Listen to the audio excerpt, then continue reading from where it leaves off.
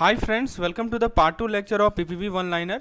So let's continue our discussion. So in the last lecture we have covered till point number 29. Now let's continue from point number 30.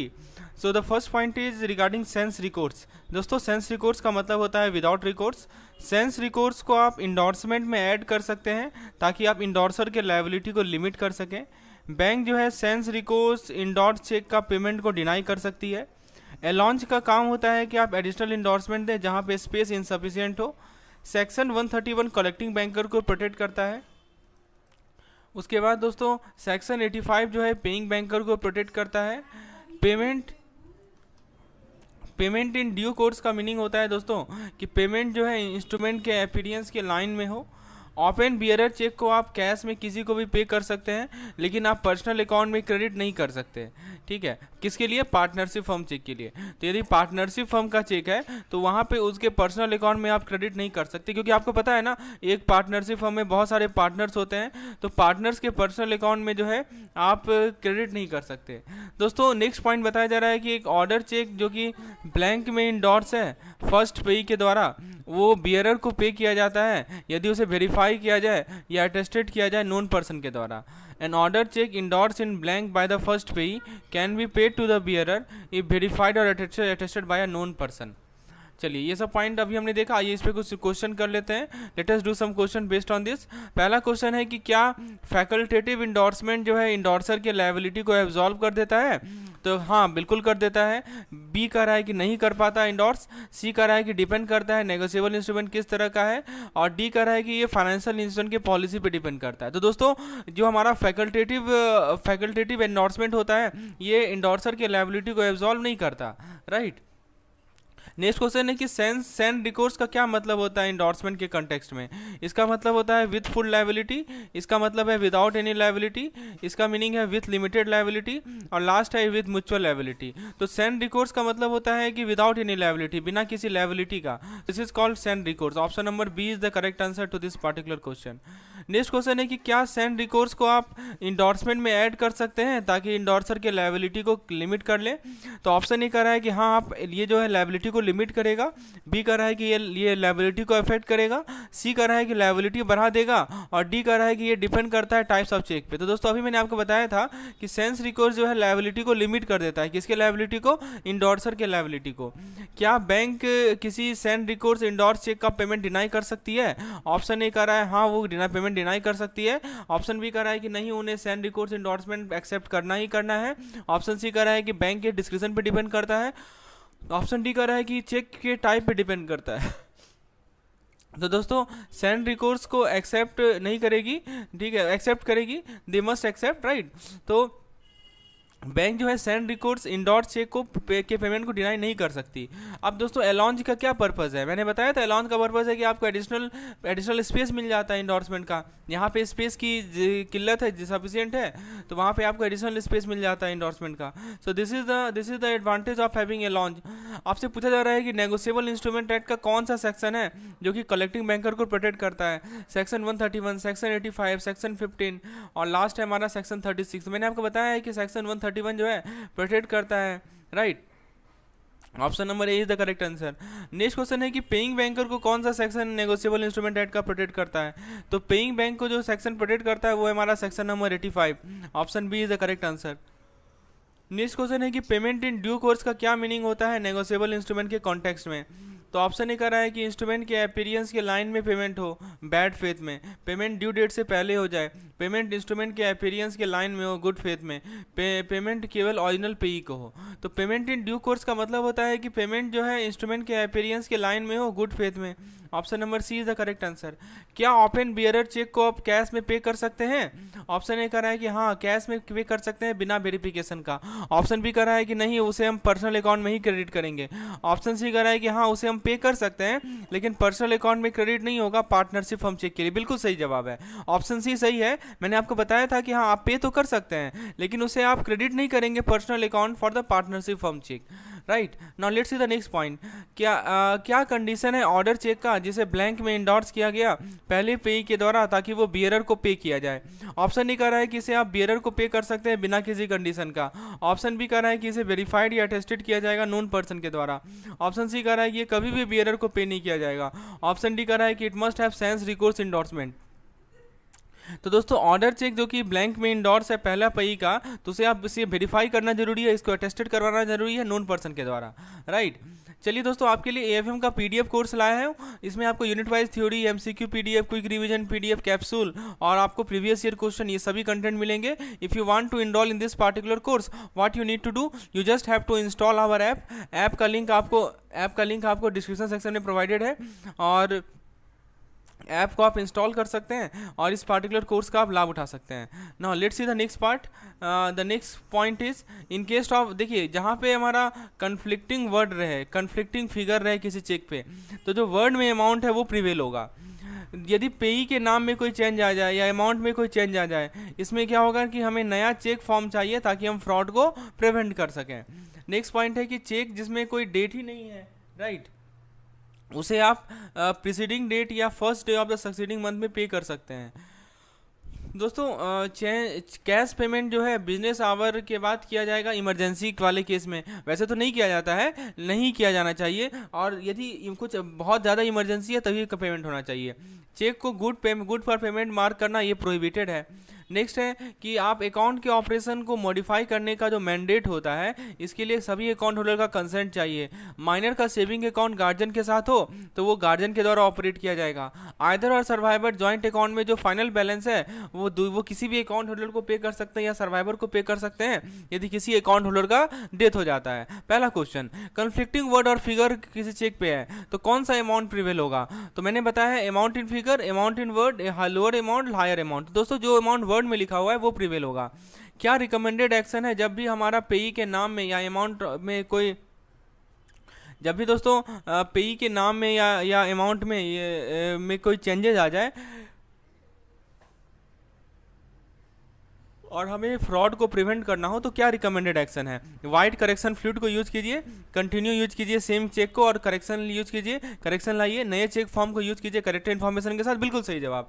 आपको ऐसा कुछ alteration हो तो नया check form को use कीजिए। Option number सी सही जवाब है इसका।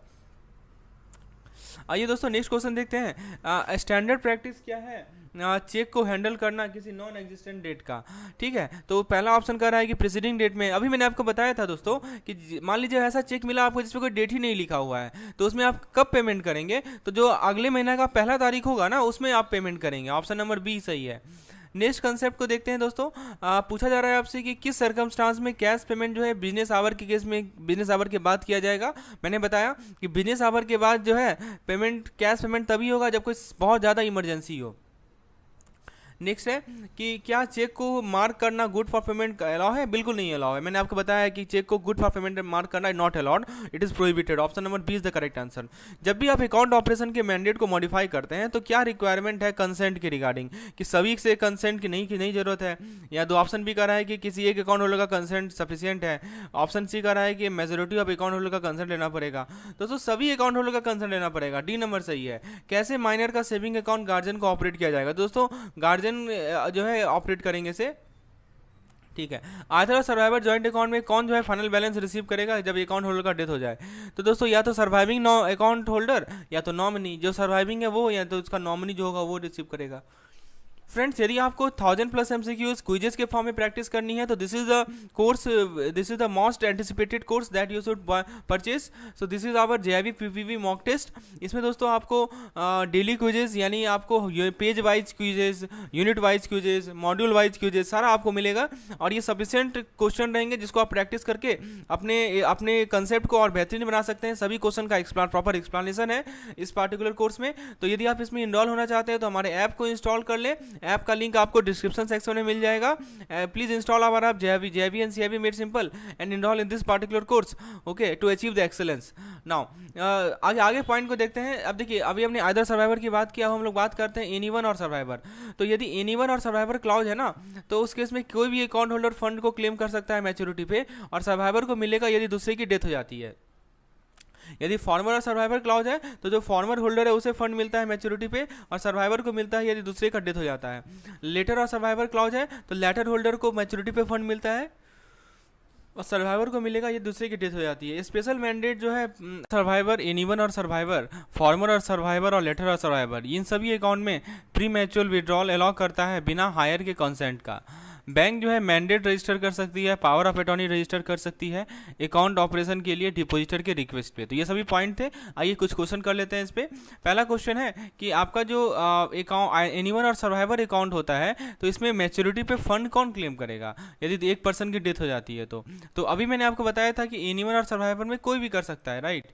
तो जो भी सर्वाइवर है वो फंड को क्लेम करेगा, राइट, और कोई भी होल्डर क्लेम कर सकता है और सर्वाइवर क्लेम करेगा यदि किसी की डेथ हो जाती है। तो उसी तरह बता दीजिए फॉर्मर सर्वाइवर अकाउंट में क्या होगा, जब मैच्योरिटी होगा तो फंड किसे मिलेगा, तो फॉर्मर को मिलेगा नहीं, और यदि किसी की डेथ हो जाती है तो जो सर्वाइवर है उसे मिलेगा। उसी तरह बता दीजिए आप लेटर और सर्वाइवर में क्या होगा, तो नाम में ही लिखा हुआ है ना कि लेटर और सर्वाइवर में पहले तो मैच्योरिटी होने पर लेटर को मिलेगा, और यदि लेटर की डेथ हो जाती है, किसी की डेथ हो जाती है तो जो भी सर्वाइवर है उसे मिलेगा, ठीक है। और आपसे पूछा जा रहा है कि स्पेशल मैंडेट के रिगार्डिंग बता दीजिए कि उसको चेंज करने का क्या कंडीशन है। तो पहला ऑप्शन कह रहा है कि स्पेशल मैंडेट को आप चेंज कर सकते हैं किसी भी समय बिना किसी के कंसेंट का। फिर ऑप्शन बी कह रहा है कि स्पेशल मैंडेट को मैच्योरिटी होने पे ही चेंज कर सकते हैं। सी कह रहा है कि स्पेशल मैंडेट चेंज हो सकता है सारे अकाउंट होल्डर के कंसेंट से, और डी कह रहा है कि स्पेशल मैंडेट चेंज हो सकता है बैंक के कंसेंट से। तो इसमें सारे अकाउंट होल्डर का आपको कंसेंट लेना पड़ेगा। क्या either survivor, anyone survivor, former survivor, latter survivor account premature withdrawal को अलाउ करता है बिना हायर के कंसेंट का? बिल्कुल नहीं अलाउ करता। बिना हायर के कंसेंट का ये सभी अकाउंट जो है प्री मैच्योर विड्रॉल अलाउ नहीं करता है, राइट। तो option number A is correct. Sorry यहाँ पे हायर का कंसेंट जरूरी नहीं होता है, यानी कि प्रीमेच्योर विड्रॉल अलाउ होता है। नेक्स्ट है कि क्या बैंक मैंडेट रजिस्टर कर सकती है, पावर ऑफ अटॉर्नी रजिस्टर कर सकती है अकाउंट ऑपरेशन के लिए डिपॉजिटर के रिक्वेस्ट पे?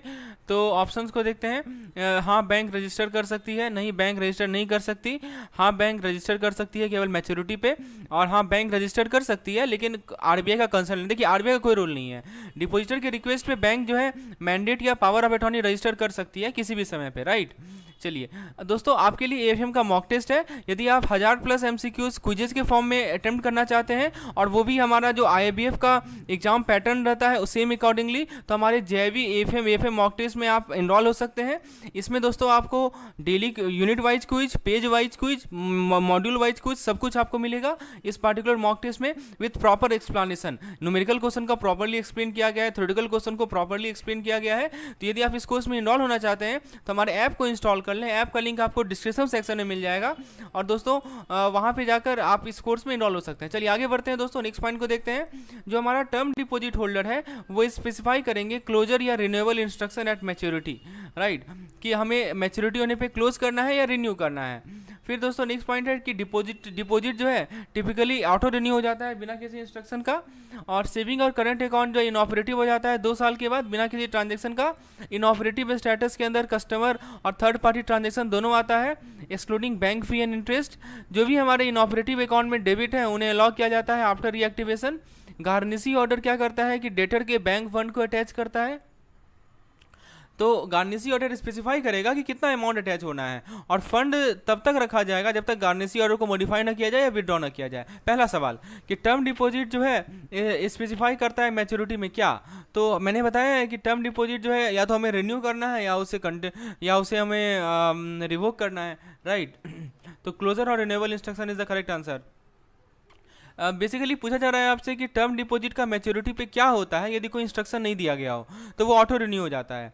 सेविंग और करंट अकाउंट इनऑपरेटिव कब होते हैं? यदि कोई ट्रांजैक्शन हो, बताइए 1 साल, 2 साल, 3 साल या 4 साल। अभी मैंने आपको बताया कि सेविंग और करंट अकाउंट इनऑपरेटिव तब होते हैं जब उनमें 2 साल तक कोई ट्रांजेक्शन नहीं होता है। दोस्तों नेक्स्ट क्वेश्चन है कि कौन कौन से ट्रांजेक्शन को इंक्लूड किया जाता है सेविंग और करंट अकाउंट के इनऑपरेटिव स्टेटस में?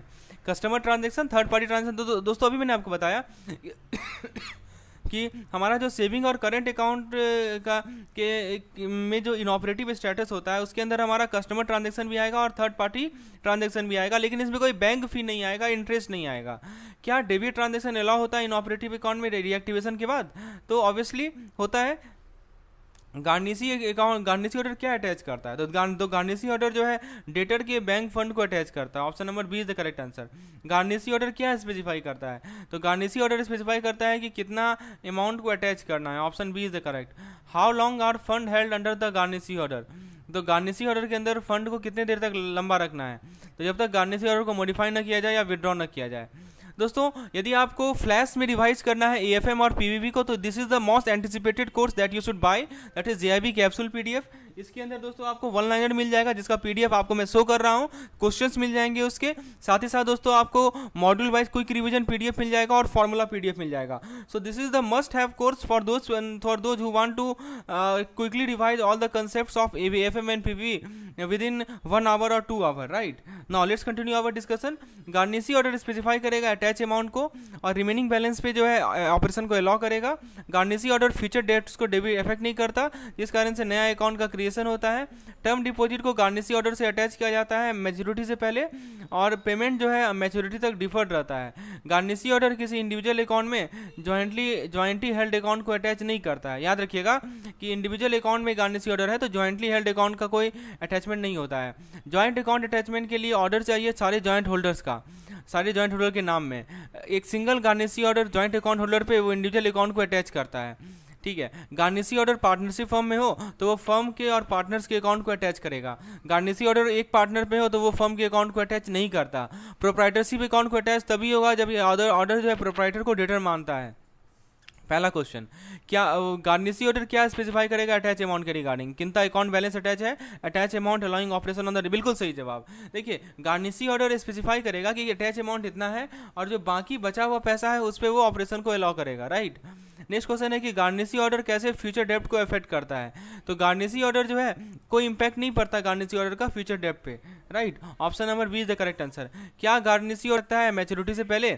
तो देखिए मैच्योरिटी होने से पहले टर्म डिपॉजिट को आपका अटैच कर सकता है लेकिन पेमेंट डिफर्ड अंटिल मैच्योरिटी। क्या गार्निसी ऑर्डर इंडिविजुअल अकाउंट होल्डर पे जॉइंटली हेल्ड अकाउंट को अटैच कर सकता है? बिल्कुल नहीं, ठीक है, केवल इंडिविजुअल अकाउंट को ही अटैच होगा। नेक्स्ट सवाल है कि ज्वाइंट अकाउंट को अटैच करवाना है गार्निसी ऑर्डर के साथ, इसके लिए क्या क्या चाहिए? तो इसके लिए आपको एक ऑर्डर चाहिए, वो सभी ज्वाइंट अकाउंट होल्डर के नाम का होना चाहिए, राइट।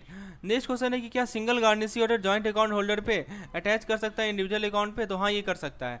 यदि मान लीजिए कि हमारा जो ज्वाइंट अकाउंट होल्डर है उस पर सिंगल गार्निसी ऑर्डर है, वो सारे इंडिविजुअल अकाउंट को अटैच कर सकता है।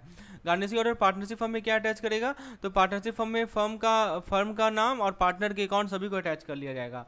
गार्निसी ऑर्डर मान लीजिए एक पार्टनर पे आया है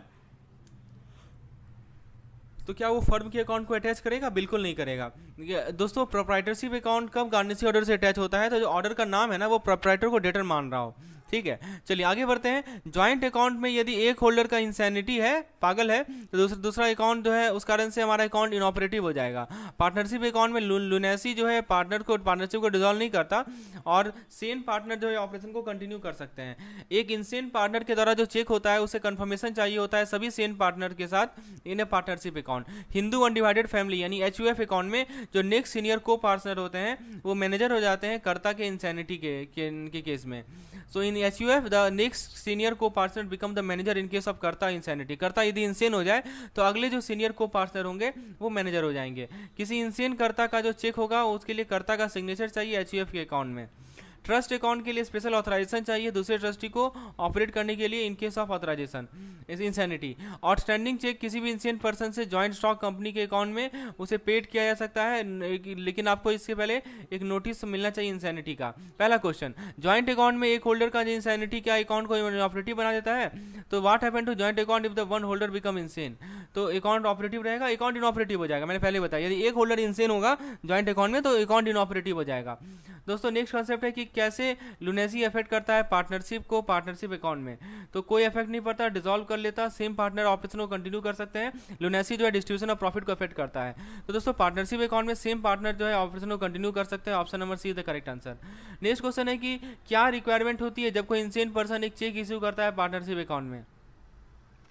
तो इसके लिए आपको सभी सेम पार्टनर के कंफर्मेशन की रिक्वायरमेंट होती है।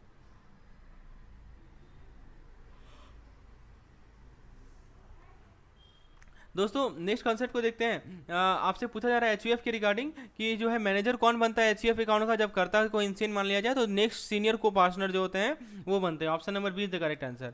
क्या रिक्वायर, नेक्स्ट क्वेश्चन है, क्या रिक्वायर होता है जब कोई इंसियन करता है चेक को इशू करता है एचयूएफ अकाउंट में? तो नया करता का सिग्नेचर रिक्वायरमेंट नहीं होती, बिल्कुल रिक्वायरमेंट होती है। तो जो नया करता है उसके सिग्नेचर की रिक्वायरमेंट होती है। दोस्तों ट्रस्ट अकाउंट के बारे में पूछा जा रहा है कि कैसे ट्रस्ट अकाउंट को मैनेज किया जाता है जब कोई ट्रस्टी इंसियन हो जाए। तो दोस्तों स्पेसिफिक ऑथराइजेशन चाहिए होता है दूसरे ट्रस्टी से ऑपरेट करने के लिए। क्या होता है आउटस्टैंडिंग चेक का किसी इंसियन पर्सन से ज्वाइंट स्टॉक कंपनी अकाउंट में? तो आउटस्टैंडिंग चेक का कि मान लीजिए कोई इंसियन पर्सन है, उसने आउटस्टैंडिंग चेक दे दिया ज्वाइंट स्टॉक कंपनी अकाउंट में, तो वो पे किया जा सकता है upon receiving a notice of insanity. आइए दोस्तों नेक्स्ट क्वेश्चन देखते हैं पावर ऑफ अटॉर्नी या लेटर ऑफ अथॉरिटी के रिलेटेड।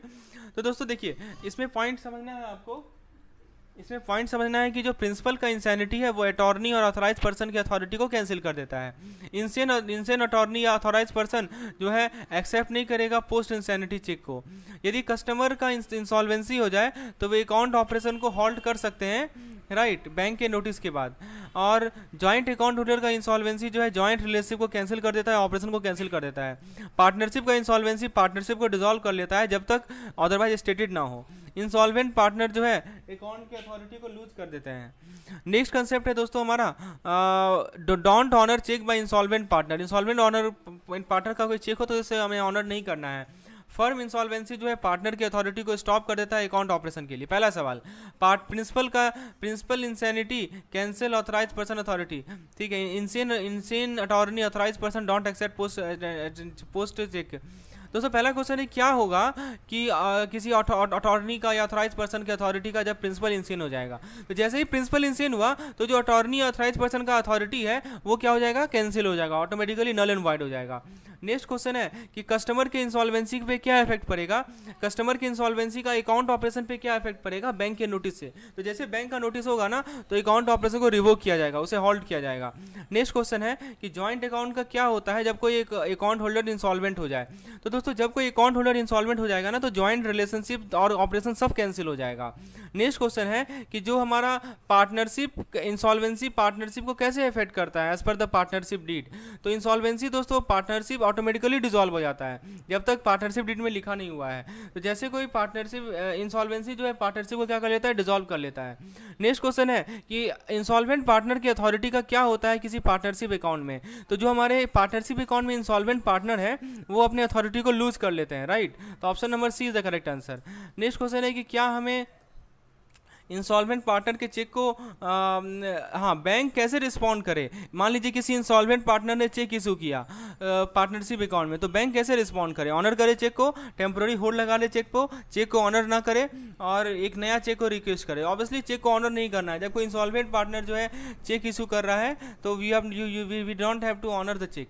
नेक्स्ट क्वेश्चन है दोस्तों, आइए क्या होता है पार्टनर की अथॉरिटी का किसी फर्म के अकाउंट में जब फर्म इंसॉल्वेंट हो जाती है। जब कोई फर्म इंसॉल्वेंट हो जाती है तो पार्टनर का जो अथॉरिटी है वो टेम्पोरली क्या हो जाता है, सस्पेंड हो जाता है। आइए दोस्तों नेक्स्ट पॉइंट को देखते हैं। नेक्स्ट पॉइंट पूछा जा रहा है कि जो हमारे एचयूएफ फर्म है उसके अगेंस्ट जो एडजुकेशन होता है वो सारे एडल्ट फैमिली मेंबर को इंसॉल्वेंट बना देता है और एसेट जो है किसके हाथ में रहता है, ऑफिशियल रिजर्वर, ऑफिशियल रिसीवर या असाइनी के हाथ में।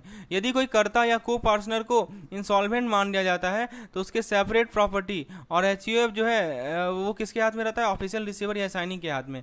कंपनी का जो नोटिस है winding up leads to account freeze. मान लीजिए कोई कंपनी वाइंडिंग अप हो रहा है, उसका नोटिस के कारण क्या हो जाएगा, अकाउंट फ्रीज हो जाएगा।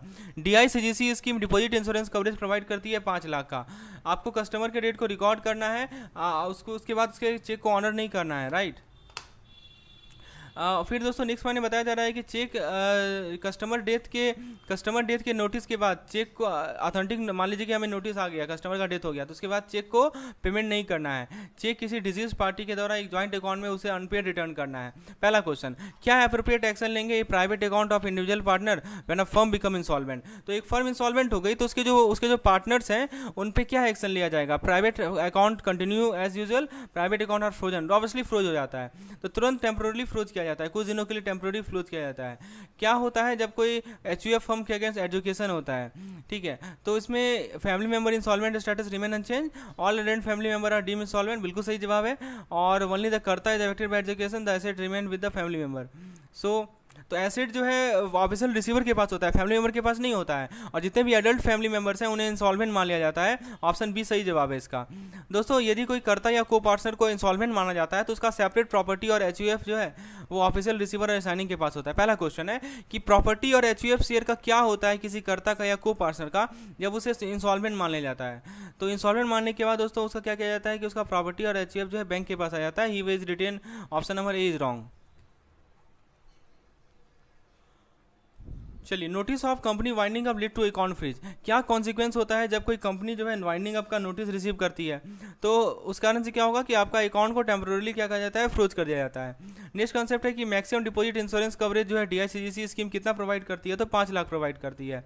नेक्स्ट क्वेश्चन है कि जब कोई कस्टमर का डेथ हो जाता है तो बैंक क्या करती है चेक पेमेंट के रिगार्डिंग, तो बैंक ऑनर नहीं करेगी ऐसे चेक को, ठीक है। तो कस्टमर के डेथ होने के बाद जो है बैंक को रिकॉर्ड पता चला बैंक को कि हाँ कस्टमर का डेथ हो गया है, तो ऐसे चेक को ऑनर ही नहीं करना है। नेक्स्ट क्वेश्चन है कि बैंक क्या करेगी चेक को जो कि इशू किया गया, आपको ऑथेंटिक नोटिस मिला था कस्टमर के डेथ का, चाहे वो प्रीडेटेड ना हो, तो बैंक क्या करेगी दोस्तों उस पार्टिकुलर चेक के साथ, तो बैंक जो है ऐसे चेक को पे नहीं करना है एवनी प्रीडेटेड। बैंक कैसे हैंडल करेगी एक चेक को जो कि डिसीज पार्टी के द्वारा इशू किया गया है एक जॉइंट अकाउंट में, तो आपको चेक को अनपेड रिटर्न कर देना है। आइए नेक्स्ट पॉइंट को देखते हैं। नेक्स्ट पॉइंट है कि एक जॉइंट अकाउंट है जिसमें सर्वाइवरशिप क्लॉज है, जहां पे एक अकाउंट होल्डर का डेथ हो जाए तो क्या होगा। एक जॉइंट अकाउंट सर्वाइवरशिप क्लॉज के साथ है और एक अकाउंट होल्डर का डेथ हो जाए, then what will happen, please understand. तो बैलेंस जो है किसके पास जाएगा, ऑब्वियसली सर्वाइवर के पास जाएगा। उसके बाद डिजीज का जो नाम है और उसको आपको हटा देना है, remove, you have to remove the deceased name, यानी जो भी डिजीज था उसे आपको हटा देना है।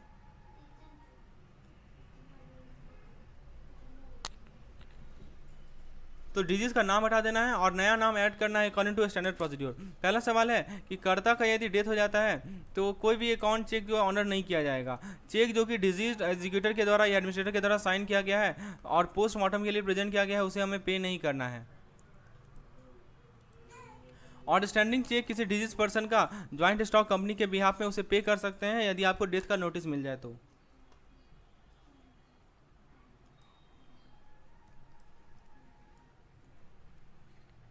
प्रिंसिपल्स की डेथ पे जो अटॉर्नी है या जो अथराइज पर्सन है वो अपने अथॉरिटी को लूज कर लेते हैं। जब किसी प्रिंसिपल की डेथ हो जाती है तो अकाउंट ऑपरेशन स्टॉप करना पड़ेगा और चेक जो अटॉर्नी अथराइज पर्सन का है उसे पे नहीं करना है। चेक जो कि डिजीज अटॉर्नी के द्वारा या लेटर ऑफ अथॉरिटी होल्डर जो प्रेजेंट किया जाएगा पोस्ट डेथ उसे हमें रिटर्न करना है। जॉइंट अकाउंट जहाँ पे सर्वाइवरशिप क्लॉज है, जहाँ पे एक अकाउंट डाया हो जाए, मैंने आपको समझाया। तो पहला क्वेश्चन है कि जॉइंट अकाउंट में क्या होता है सर्वाइवरशिप क्लॉज के साथ जब ये अकाउंट होल्डर का डेथ हो जाए। पहला ऑप्शन कह रहा है कि बैलेंस जो है डिजीज स्टेट में चला जाएगा, बैलेंस सर्वाइवर के पास जाएगा, ऑब्वियसली सही जवाब है। जैसा कि जॉइंट अकाउंट ही है ना, सर्वाइवरशिप क्लॉज है, तो जब भी किसी अकाउंट होल्डर का डेथ हो जाता है तो बैलेंस जो है किसके पास चला जाता है, सर्वाइवर के पास चला जाता है। नेक्स्ट क्वेश्चन है कि आप एक्शन क्या लेंगे जब किसी कर्ता का डेथ हो जाए। आप एक्शन क्या लेंगे जब किसी कर्ता का डेथ हो जाए, तो आप जो है ऑनर करेंगे चेक का, आप ऑनर नहीं करेंगे चेक को, ऑब्वियस सी बात है आप चेक को ऑनर ही नहीं करना है, right. You don't have to honour the account cheque, option B is the correct answer. Next question है कि बैंक कैसे रिस्पॉन्ड करे डिजीज एग्जीक्यूटर के द्वारा साइन किया हुआ चेक को या एडमिनिस्ट्रेटर के द्वारा साइन किया हुआ चेक को जब उसके डेथ के बाद प्रेजेंट किया जाए। तो ऑप्शन कर रहा है कि आपको चेक एज यूजुअल पे करना है, आपको कंफर्मेशन रिक्वेस्ट करना है डिजीज लीगल हायर से, आपको चेक को पेमेंट नहीं करना है, और ऑप्शन सी कर रहा है कि आपको चेक को स्टेट अकाउंट में ट्रांसफर करना है। दोस्तों पोस्टमार्टम के बाद यानी कि आपको पे नहीं करना है चेक को। नेक्स्ट क्वेश्चन है कि outstanding cheque by deceased person on behalf of a joint company shall be paid after a notice of death. तो बैंक की पॉलिसी क्या है आउटस्टैंडिंग चेक के रिगार्डिंग जो कि एक डिजीज पर्सन ने इशू की थी जॉइंट स्टॉक कंपनी के बिहाफ में upon receiving notice of death. तो बैंक को नोटिस, हाँ ये जानकारी मिला, नोटिस मिला कि ये पर्सन का डेथ हो चुका है, तो इस केस में दोस्तों बैंक जो है पे कर सकती है चेक को कंपनी को, राइट। नेक्स्ट क्वेश्चन है कि अथॉरिटी किसी अटॉर्नी या अथराइज पर्सन के अथॉरिटी को क्या होता है जब प्रिंसिपल का डेथ हो जाता है। तो याद रखिएगा जैसे ही प्रिंसिपल का डेथ होता है ना तो जो अटॉर्नी है, जो अथराइज पर्सन है वो अपने अथॉरिटी को लूज कर लेता है। तो ऑप्शन ए है कि authority remain intact, authority expand, authority और authorise person loses the authority, बिल्कुल सही जवाब। जब भी किसी अथॉरिटी ये अटॉर्नी या अथराइज पर्सन का वो क्या हो जाते हैं अपने अथॉरिटी को लूज कर देते हैं, ऑप्शन सी सही जवाब है। So friends, if you want this type of PDF where I am explaining each and every concept, I am giving you sufficient MCQ for practice, you need to WhatsApp me on this particular number, right? Now let's see the next part कि bank का क्या होता है जब किसी account का principal का death हो जाए तो अपने ऑपरेशन को कंटिन्यू करो, अपने ऑपरेशन को सस्पेंड करो, अपने चेक जो है जो कि अटॉर्नी जनरल या अथॉराइज पर्सन ने इशू किया उसे पे करो और चेक के ऑपरेशन को स्टॉप करो। सही जवाब है कि आपको एक ऑपरेशन स्टॉप करना है और अटॉर्नी जनरल को ऑपरेशन को स्टॉप करना है और अटॉर्नी अथॉराइज पर्सन के चेक को देना नहीं है, क्योंकि जब भी प्रिंसिपल की डेथ हो जाएगी तो ऑपरेशन अकाउंट ऑपरेशन स्टॉप हो जाएगा और अटॉर्नी अथॉराइज पर्सन का चेक को पेड नहीं करना है। नेक्स्ट क्वेश्चन है कि बैंक कैसे चेक को हैंडल करेगी जो कि डिजीज अटॉर्नी के द्वारा ड्रॉ किया गया या लेटर ऑफ अथॉरिटी होल्डर के द्वारा ड्रॉ किया गया जब उसको डेथ के बाद प्रेजेंट किया जाएगा। तो मैंने बताया ना आपको कि पोस्ट डेथ जो है वैसे चेक को आपको रिटर्न कर लेना है, उसको इंटरटेन नहीं करना है, right. So it should be return, option C is the correct answer. आइए दोस्तों आप लोग कुछ कंसेप्ट और देख लेते हैं। पहला कंसेप्ट है कि जो हमारा करंट अकाउंट है वो फ्रीक्वेंट ट्रांजैक्शन को कैटर करता है, सेविंग अकाउंट फ्यूचर सेविंग को कैटर करता है, करंट अकाउंट बिजनेस यूज के लिए होता है, बिल को डॉक्यूमेंट्री बिल या क्लीन बिल कह सकते हैं। उसके बाद डॉक्यूमेंट्री बिल के पास गुड डॉक्यूमेंट्स होते हैं, क्लीन बिल जो है गुड डॉक्यूमेंट, क्लीन बिल के में गुड डॉक्यूमेंट नहीं होता है। तो डॉक्यूमेंट्री में याद रखिएगा, दो अंतर समझिए। मैंने बोला ना डॉक्यूमेंट्री और क्लीन बिल होते हैं, तो डॉक्यूमेंट्री बिल में गुड्स डॉक्यूमेंट होते हैं, क्लीन बिल में गुड्स डॉक्यूमेंट नहीं होते हैं। बैंक को स्टैट्यूटरी प्रोटेक्शन चाहिए ताकि अनक्रॉस चेक को वो कलेक्ट कर सके और उन फ्रॉम नॉन कस्टमर। बैंक जो है स्टाम्प को डेट करे, जैसे मान लीजिए कि रेलवे रिसिप्ट है तो bank must date stamp railway receipt upon receipt and release without defacing information. Share certificate हो गया, चेक्स हो गया, और ये सभी को स्टाम्प नहीं करना चाहिए। दोस्तों बैंक जो है स्पेशल क्रॉसिंग स्टाम्प का यूज करती है सभी चेक पे कलेक्शन के लिए। तो ये सब पॉइंट को आपको ध्यान रखना है इस पार्टिकुलर स्लाइड से। नेक्स्ट है पहला क्वेश्चन है किस तरह के ट्रांजेक्शन में करंट अकाउंट प्राइमरी डिजाइन होता है, long term investment, frequent, obviously frequent transaction.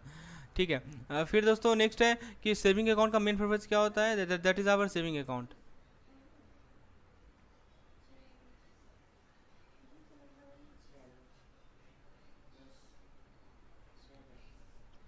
सो मेन पर्पज क्या होता है सेविंग अकाउंट का, तो मैंने बताया कि accumulate fund for future saving.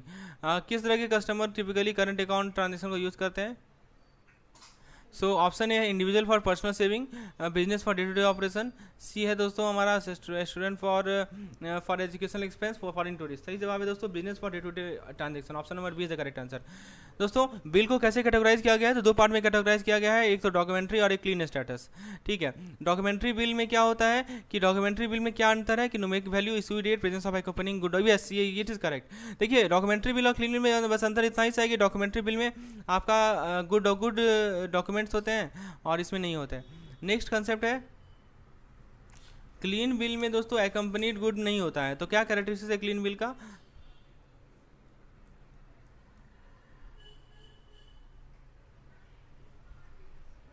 So clean bill का कैरेक्टरिस्टिक्स है कि यहाँ पे कोई आपका इंडोर्समेंट होता नहीं है। नेक्स्ट कंसेप्ट है दोस्तों बैंक को स्टैट्यूटरी प्रोटेक्शन चाहिए किस तरह के चेक के लिए, तो देखिए अनक्रॉस चेक के लिए चाहिए। जब भी आप बैंक अनक्रॉस चेक से डील करती है, नॉन कस्टमर से डील करती है, वैसे चेक को आपको बैंक के इंटरेस्ट को प्रोटेक्ट करना है। नेक्स्ट क्वेश्चन है कि bank stamp duty registration charge.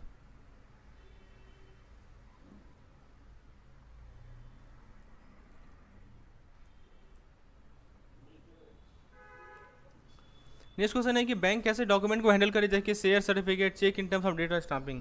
तो दोस्तों ये जो हमारे डॉक्यूमेंट्स है जैसे शेयर सर्टिफिकेट और चेक, तो इस केस में दोस्तों इन सभी को डेट स्टाम्प नहीं करना है इन सभी डॉक्यूमेंट को। नेक्स्ट कंसेप्ट है बैंक जो है स्पेशल क्रॉसिंग स्टाम्प को यूज करे सभी चेक के लिए कलेक्शन के लिए। बताइए क्या रिक्वायरमेंट है बैंक के लिए जब वो चेक फॉर कलेक्शन के लिए डील कर रही है, तो जब भी चेक फॉर कलेक्शन के लिए डील कर रही है तो वहाँ पे कोई स्पेशल क्रॉसिंग स्टाम्प की रिक्वायरमेंट को यूज होती है, right. So you have to use a special crossing stamp. दोस्तों अब हम लोग नेक्स्ट कंसेप्ट को देखते हैं, एलआरएस यानी लिबराइज रेमिटेंस स्कीम। तो लिबराइज रेमिटेंस स्कीम अलाउ करता है इंडिविजुअल को कि वो 2.5 लाख US$ को एनुअली रिमिट कर सकता है। माइनर्स का जो एलआरएस डिक्लेरेशन है उसके लिए गार्जियन का सिग्नेचर की रिक्वायरमेंट होती है। Please remember this point. Next concept what we have, LRS जो है कॉर्पोरेट एचयूएफ या ट्रस्ट के लिए नहीं होता है, याद रखिएगा। LRS is not for corporate HUF and trust. Pan एक मस्ट होता है एलआरएस के लिए ऑथराइज पर्सन के द्वारा। रेमिटेंस जो है फॉरेन करेंसी में हो सकता है। रेसिडेंट जो है फॉरेन करेंसी अकाउंट को भारत में नहीं खुलवा सकते। सोल प्रोप्राइटर एलआरएस का एलिजिबिलिटी कंडीशन डिपेंड करता है, so that depends on individual. और foreign currency account holds in foreign currency. फिर दोस्तों ईएफसी किस पर्पज से, एक्सचेंज जनरल के लिए है only, okay, and only current account, no interest, joint interest, everything. तो दोस्तों पहला सवाल देखते हैं, अभी तक जितना कंसेप्ट हमने देखा उससे पहला सवाल है कि क्या एनुअल रिमिटेंस लिमिट कितना है एलआरएस के अंदर। तो मैंने बताया 2.5 लाख यूएस डॉलर। ठीक है, माइनर का एलआरएस डिक्लेरेशन के लिए गार्जियन का सिग्नेचर चाहिए। तो किसे साइन करना है एलआरएस डिक्लेरेशन को माइनर के लिए? तो ऑब्वियसली गार्जियन को करना है, राइट। एलआरएस जो एंटिटीज के लिए नहीं है, जैसे कि कॉर्पोरेट, एचयूएफ और ट्रस्ट के लिए। तो who is not eligible to use LRS for remittance scheme? तो individual, corporate, trust, HEM. So correct answer is LRS for remittance के लिए जो हमारे पास है वो हमें कॉर्पोरेट कहते हैं।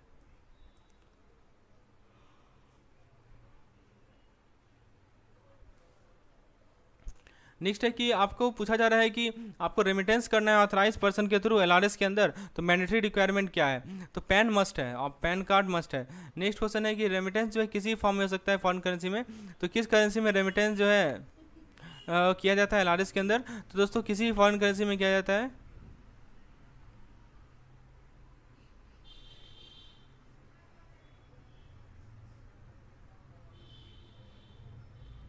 क्या रूल है रेजिडेंट के regarding resident opening foreign currency account in India? मान लीजिए कोई रेजिडेंट फॉरेन करेंसी अकाउंट को भारत में ओपन करने से इसके रिगार्डिंग क्या नियम है? तो दोस्तों इसके रिगार्डिंग नियम ये है कि रेजिडेंट जो है फॉरेन करेंसी अकाउंट को ओपन नहीं करवा सकते। Sole proprietorship LRS depend on individual. तो एलआरएस को सोल प्रोप्राइटर होने के लिए क्या एलिजिबिलिटी है? तो इसके लिए दोस्तों आप एलिजिबिलिटी इंडिविजुअल पे डिपेंड करता है। क्या पर्पस है फॉरेन करेंसी अकाउंट का? तो फॉरेन करेंसी अकाउंट का पर्पस है कि ये फॉरेन करेंसी को होल्ड करता है, राइट। क्या पर्पस है? Obviously we have discussed.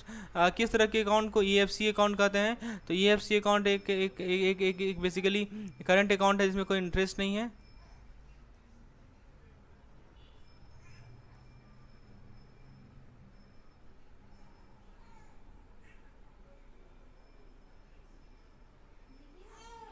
दोस्तों आगे बढ़ते हैं, ईएफसी के बारे में और कुछ पॉइंट देखते हैं। दोस्तों बताया जा रहा है कि ईएफसी अलाउ करता है एक्सपोर्टर को कि वो पैकिंग क्रेडिट एडवांस को रिपे कर दे based on actual export amount.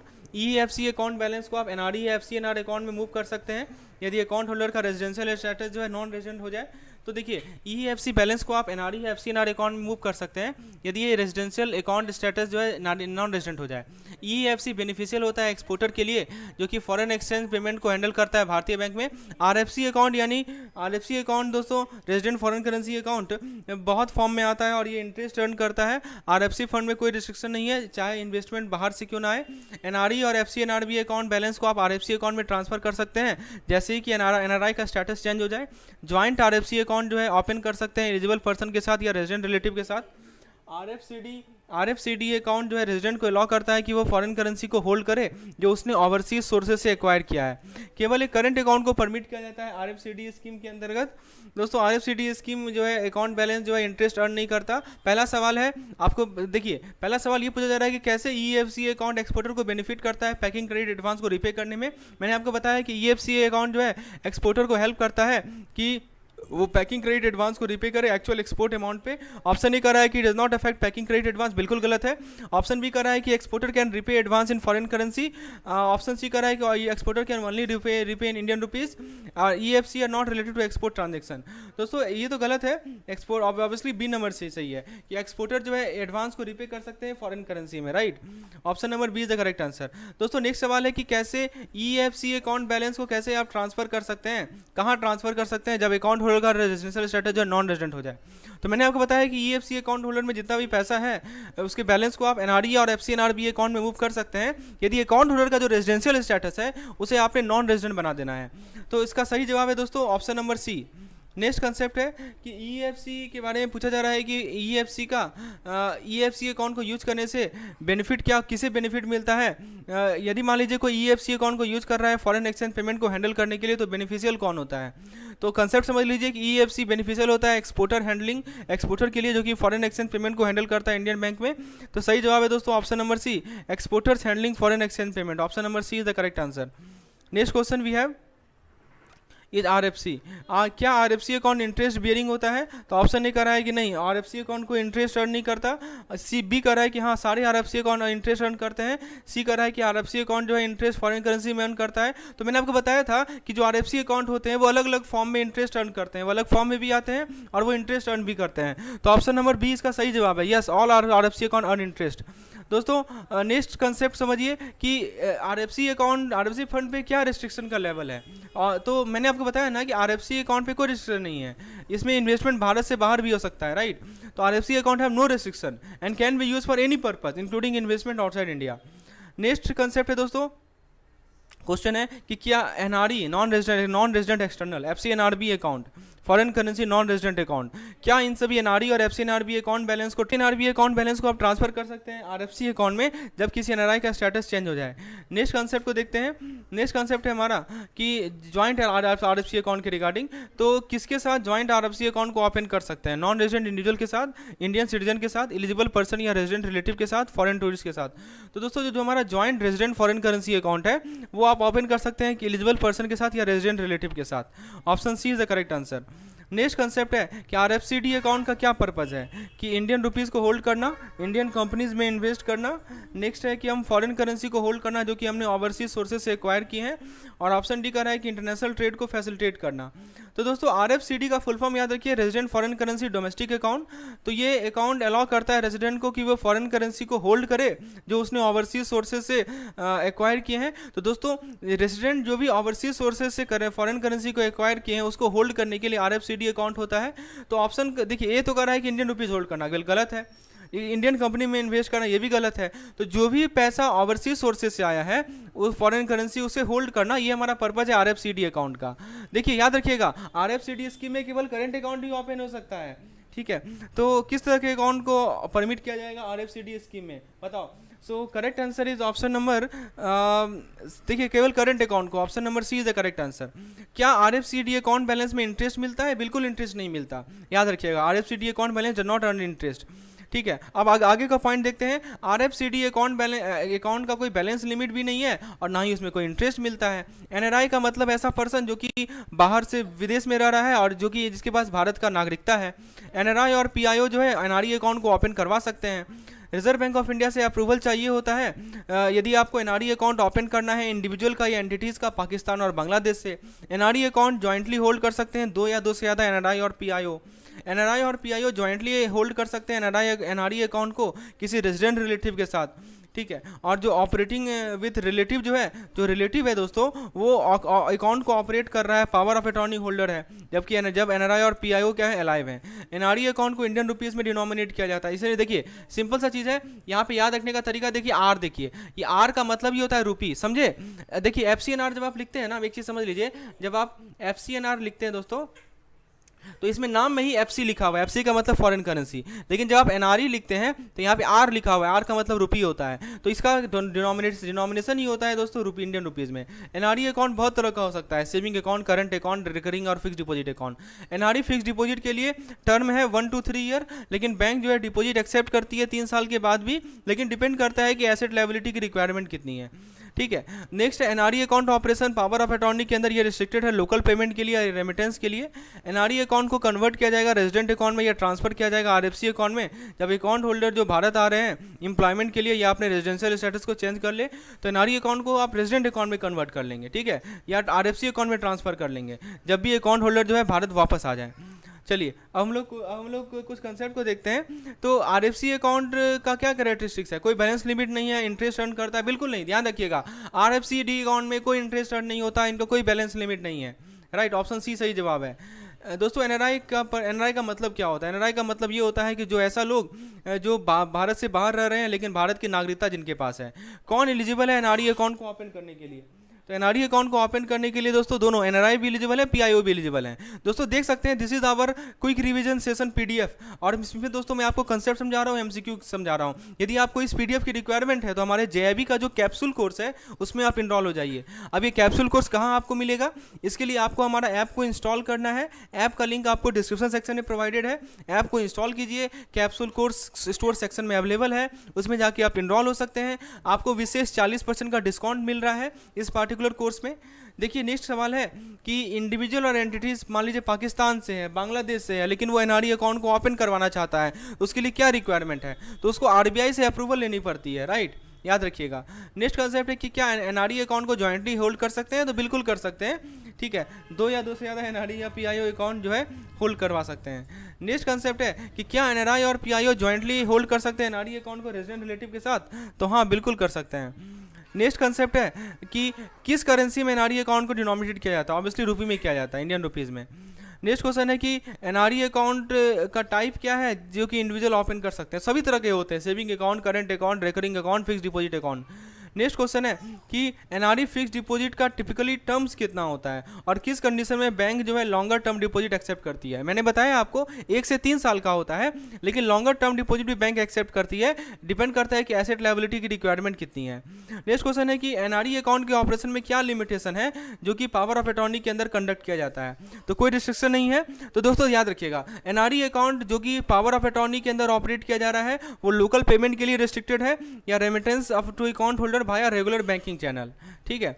चलिए आगे देखते हैं दोस्तों, क्या रिक्वायरमेंट है जब कोई अकाउंट होल्डर वापस भारत आता है, तो जैसे ही वो अकाउंट होल्डर वापस भारत आए ना, तो उसका जो एनआरई अकाउंट है उसे आप तुरंत आरएफसीडी अकाउंट में या उसे रेजिडेंट अकाउंट में कन्वर्ट कर दीजिए, ठीक है, तो ये पॉइंट को ध्यान रखना है।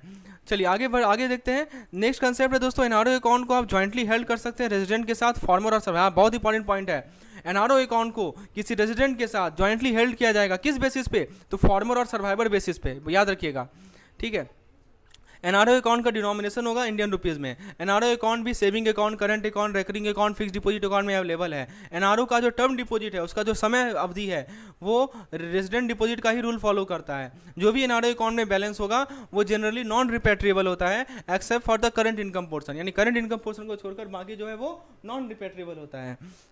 एनआरआई और पीआईओ जो है रेमिट कर सकते हैं अप टू $1 मिलियन, $1 मिलियन पर फाइनेंशियल ईयर, कि जो हमारे एनआरआई हैं और जो पीआईओ हैं वो कितना पैसा ट्रांसफर कर सकते हैं, $1 मिलियन पर फाइनेंशियल ईयर अपने एनआरओ अकाउंट से along with other eligible asset, ठीक है। दोस्तों एनआरओ अकाउंट ऑपरेशन यदि पावर ऑफ अटॉर्नी के अंदर है तो उसमें लोकल रुपी पेमेंट ही हो सकता है, उसमें करंट अकाउंट जो है रेमिट करेंगे अकाउंट होल्डर के अब्रोड में। दोस्तों एनआरओ अकाउंट को आप रेजिडेंट अकाउंट में कन्वर्ट कर सकते हैं जब अकाउंट होल्डर वापस भारत आ जाए और उसे पता ही नहीं है कि वो वापस भारत तो आ गया और कितने दिन भारत में रहेगा उसके बारे में अनश्योर है वो। उसी तरह दोस्तों जब भी कोई रेजिडेंट एनआरआई हो जाता है तो उसका जो रेजिडेंट अकाउंट है ना वो एनआरओ अकाउंट में कन्वर्ट हो जाता है। एनआरआई और पीआईओ जो है एफसीएनआरबी अकाउंट भी ओपन कर सकते हैं। एफसीएनआरबी अकाउंट इंडिविजुअल के लिए, मान लीजिए कोई ऐसा इंडिविजुअल है जो कि पाकिस्तान से है या बांग्लादेश से है, वो इच्छुक है एफसीएनआरबी अकाउंट में ओपन करवाने में, तो उसको अप्रूवल किसकी लेनी पड़ेगी, आरबीआई की अप्रूवल लेनी पड़ेगी। एफसीएनआरबी अकाउंट को जॉइंटली 2 या 2 से ज़्यादा एनआरआई और पीआईओ हेल्ड कर सकते हैं।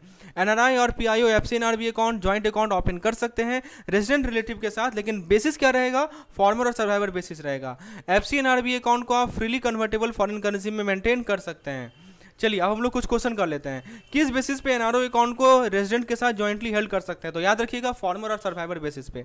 नेक्स्ट कंसेप्ट है एनआरओ अकाउंट का डिनोमिनेशन क्या होता है, तो ऑब्वियसली इंडियन रुपीज होता है, जिसमें आर आ जाए ना वो रुपीज होगा, सिंपल सा तरीका याद रखिए। नेक्स्ट क्वेश्चन है कि हमारा जो different type of NRO account होता है जो कि इंडिविजुअल ओपन कर सकते हैं वो क्या क्या है, तो मैंने बताया आपको saving account, current account, recurring account, fix deposit account, ये सभी के सभी अकाउंट अवेलेबल हैं। नेक्स्ट कंसेप्ट है कि कौन सा रूल है जो कि एनआरओ का जो टर्म डिपॉजिट है, टर्म डिपॉजिट के टर्म को गवर्न करता है। तो मैंने आपको बताया था कि जो हमारे रेसिडेंट अकाउंट का जो नियम है वही सेम नियम लगता है हमारे एनआरओ अकाउंट वाले टर्म डिपॉजिट अकाउंट में। नेक्स्ट क्वेश्चन है कि repatriation status of balance in NRO account, ये क्या होता है। मान लीजिए रिपैट्रिएशन समझते हैं ना आप, रिपैट्रिएशन का मतलब होता है कितना पैसा आप वापस ला सकते हैं, ले जा सकते हैं। तो दोस्तों बैलेंस पार्शियली रिपैट्रिएबल है, फुल्ली रिपैट्रिएबल नहीं है, हाँ केवल करंट अकाउंट पोर्शन है उसको इंक्लूड करते हुए। दोस्तों अब एक सवाल पूछा जाता है कि एनआरआई और पीआईओ एक साल में, एक फाइनेंशियल ईयर में कितना पैसा रेमिट कर सकते हैं अपने एनआरओ अकाउंट से, तो याद रखिएगा इसका सही जवाब है $1 मिलियन, ठीक है। नेक्स्ट क्वेश्चन है दोस्तों कि क्या लिमिटेशन है एनआरओ अकाउंट में जो कि पावर ऑफ अटॉर्नी के अंदर कंडक्ट किया जा रहा है, कोई रिस्ट्रिक्शन नहीं है।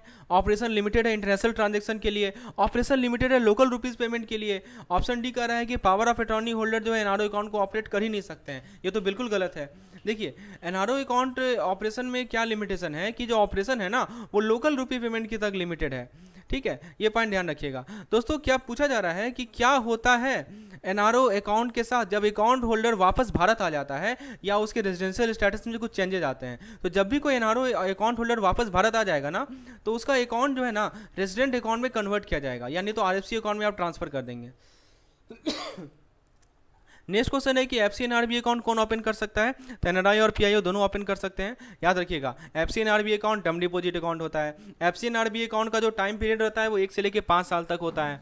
एफसी एंड आरबीआई अकाउंट का जो बैलेंस है उसे आप रिपेट्रिएट कर सकते हैं, पूरा का पूरा वापस ला सकते हैं, ले जा सकते हैं, राइट। उसके बाद दोस्तों रेजिडेंशियल स्टेटस में चेंज के कारण एफसी एंड आरबीआई अकाउंट जो है मैच्योरिटी तक कंटिन्यू होगा, राइट।